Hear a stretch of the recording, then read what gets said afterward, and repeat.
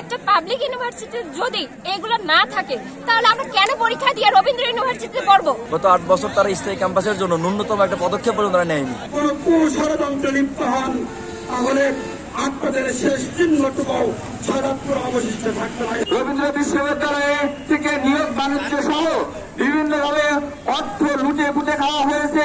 Management এক জায়গায়, sociology এক জায়গায়, শিক্ষার পাশাপাশি তো খেলাধুলাও করা দরকার। সেখানে খেলাধুলার আমাদের কোনো মাঠ নেই।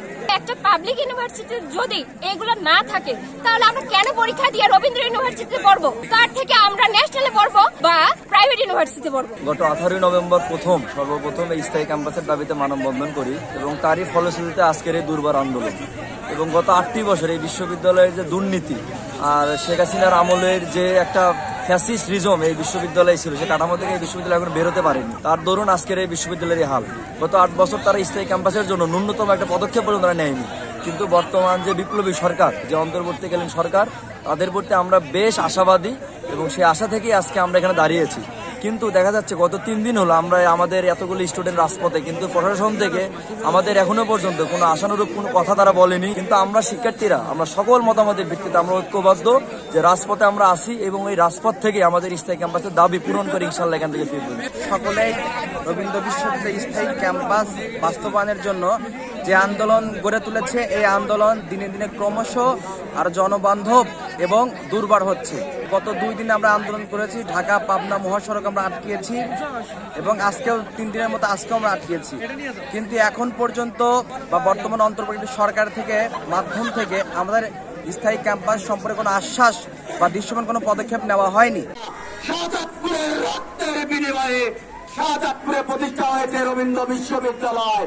এখানকার এই 7 লক্ষ মানুষের এক বিন্দু রক্ত থাকতে রবীন্দ্র বিশ্ববিদ্যালয়ের কার্যক্রম বন্ধ হতে দিতে চাই না।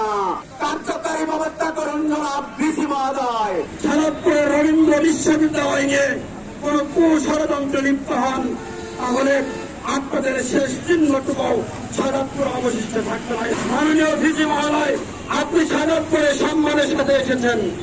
আপনি একটি ধারাবাহিকতার অংশ।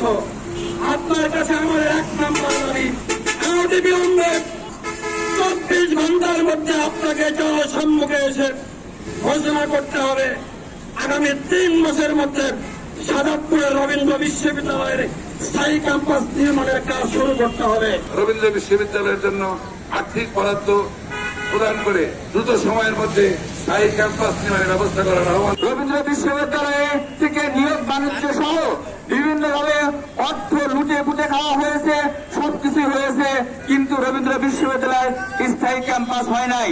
মাননীয় ভিসি মহোদয়কে জানিয়ে দিতে চাই, আপনি যদি সেই ধারাকে অব্যাহত রাখতে চান তাহলে আপনাকে চরম মূল্য দিতে হবে।